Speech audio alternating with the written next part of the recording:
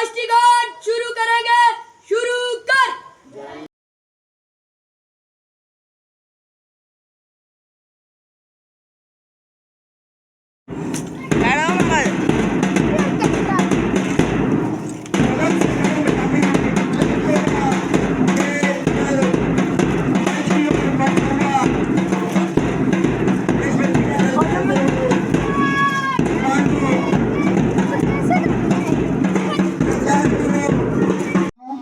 नंबरदार जी हमारे बोधराज जी हैं, उनका सम्मान है।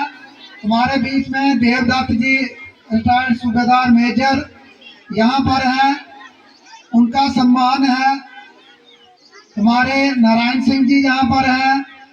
ये वो लोग हैं जिन्होंने आज़ादी को संभालने के लिए हमारे देश को आगे बढ़ाने के लिए बहुत योगदान दिया है। बेल्ट फोर्सेस वालों ने, इनका खास सम्मान है। हमारे पूर्व नायब सरपंच जी यहाँ बैठे हैं, इनका भी सम्मान है। और खास करके यहाँ के जो जितने स्टाफ मेंबर्स हैं उनका मैं दिल से सम्मान करता हूँ। और जो नई मैडम यहाँ पर आई हैं उनका भी स्वागत है। पीटी सर खास करके जो धुरी है इस प्रोग्राम की, और हर प्रोग्राम को कामयाब करने के लिए जो पीटी मास्टर स्कूल का है उसके डिसिप्लिन के लिए, बच्चों को उनका टैलेंट देखने के लिए बहुत एक धुरी का काम करते हैं।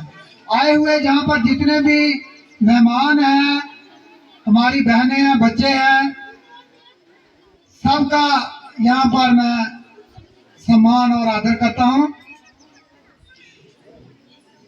बात है 79 इयर्स हो गए और आज हम 80वां अपना स्वतंत्रता दिवस मना रहे हैं। बहुत से वक्ताओं ने बताया कि हमारा देश जो आजाद हुआ उसमें लाखों बलिदान हुए हैं, लाखों बलिदान, कोई एक दो नहीं।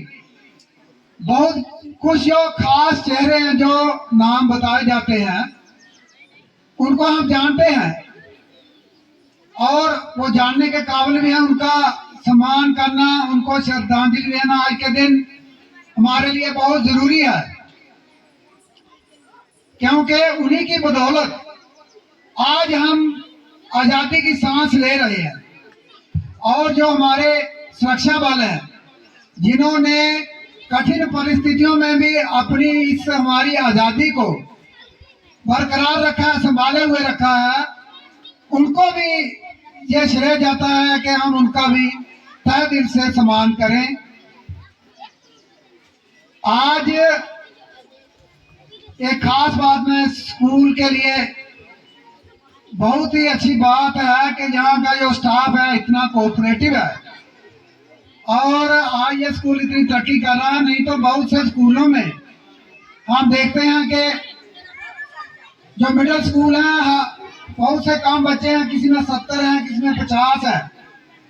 यहाँ पर जो स्ट्रेंथ है ये ज्यादा है और इसमें स्ट्रेंथ कम करने में हमारा समाज का बड़ा बुरा योगदान है। बुरा योगदान नहीं है, कम करने में, क्योंकि हम अपने बच्चों को प्राइवेट स्कूल में भेजते हैं और सरकारी स्कूल में नहीं भेजते, क्योंकि सरकारी स्कूल में हम अगर कंपैरिजन करें तो यहाँ पर जितने भी स्टाफ है उनसे हाईली क्वालिफाइड लोग हैं, यहाँ पर हाईली क्वालिफाइड है। और जो प्राइवेट स्कूल है उनमें इतने ज्यादा एक्सपीरियंस लोग नहीं है। मैं नहीं कहता कि क्वालिफाइड नहीं होते, लेकिन इतना एक्सपीरियंस उनका नहीं होता। तो हमें ये फैसला करना है कि हमारे जो ये स्कूल हमारे घर में मुफ्त गवर्नमेंट चला रही है, इनको हमने कामयाब बनाना है कि प्राइवेट स्कूलों को बनाना है। ये फैसला भी हमने करना है। हम देखते हैं कि सुबह सुबह माएँ अपने बच्चों को उंगली में लगाकर उनके बैग उठाकर सड़क में आधा आधा घंटा खड़ी रहती है, बसों को देखती रहती हैं, और फिर वो बसें आती हैं, उन पर बसों पर उनको चढ़ा कर जाती हैं। और जो जहाँ पर बच्चे आते हैं उनको घर से ऐसे भेज देते हैं जैसा कि उनके पीछे कोई है ही नहीं। ऐसा नहीं होना चाहिए। अगर जहाँ पर बच्चा आता है, जिनके भी बच्चे जहाँ पर पढ़ते हैं, आपको उनसे पूरी प्रतिस्पर्धा करनी चाहिए। उनके साथ आपको भी यहाँ पर आना है, टीचरों को पूछना है मेरा बच्चा कैसा चल रहा है, कौन से सब्जेक्ट में कमजोरी है। अगर आप ऐसा करते हैं तो ये जो बच्चे हैं इनका भी मनोबल बढ़ेगा, स्कूल के टीचरों का भी मनोबल बढ़ेगा, और आपके बच्चे जो हैं वो भविष्य में आगे और ज्यादा तरक्की करेंगे। अभी इन्होंने बताया कि मैं एक बात का आपको बताना चाहता हूँ, जब भी यहाँ पर कोई सरकारी मीटिंग होती है, कोई ऑफिसर्स आते हैं, तो हमारे गांव के जो पंचेस हैं, मैं खास करके बोलता हूँ, जो खास करके चुने हुए हैं, वो बहुत काम आते हैं। वो इंटरेस्ट ही नहीं लेते हैं गांव की तरक्की में। मैं लामा देना चाहता हूँ उनको कि वो इंटरेस्ट नहीं लेते हैं। आज ये बोल रहा है कि जब सोशल वेलफेयर वाले आए थे तो इन्होंने स्कूल के स्टाफ ने राकेश जी और पोलू मास्टर जी जाते ही रहते हैं, और पीछे मीटिंग हुई थी कल परसों, तब भी गए थे। रोज ही कोई ना कोई डेवलपमेंट के काम, उनके प्रति कोई मीटिंग होती रहती है। वहाँ पर ये शाना बशाना आते रहते हैं। उसी की बदौलत ये जो सोशल वेलफेयर ने ये यहाँ पर जो मॉडल रूम बनाया हुआ है, ये बड़े बड़े हाई स्कूलों में नहीं है ऐसा। यहाँ पर अगर 6.5 लाख रुपया एक रूम पर लगाया गया है, तो आप हम लोगों को इसका फायदा उठाना चाहिए। ज्यादा से ज्यादा बच्चे आएंगे, यहाँ पर पढ़ेंगे, देखेंगे और कंपैरिजन करेंगे प्राइवेट स्कूलों से, तो हम गौरव से कह सकते हैं, हमें गर्व है कि हमारा स्कूल किसी प्राइवेट स्कूल से कम नहीं है। जोर से तालियां बजाओ बच्चे। तो एक बात और है कि इन्होंने बोला सर ने कि नशा की तरफ जो बच्चे जा रहे हैं उनका ध्यान रखना बहुत जरूरी है। तो सबसे पहले उनको हमें संस्कार सिखाने हैं।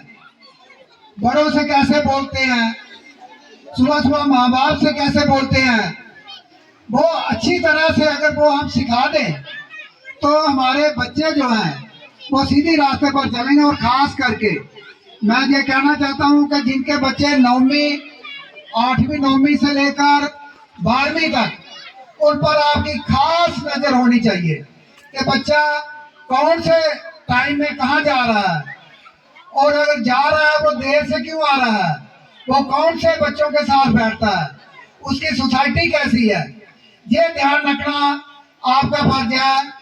अगर आप नहीं रखेंगे तो पूरी उम्र आपको रोना पड़ेगा, क्योंकि यही टाइम होता है जो 14 साल से लेकर 18 साल तक जो बच्चा सही रास्ते पर चलता है वो जिंदगी भर सही रहता है। इसलिए हमें सबको हमें ये ख्याल रखना चाहिए कि हमारे बच्चे क्या कर रहे हैं, कहाँ जा रहे हैं, और उनका ध्यान रखना हमारा सबसे पहला फर्ज है।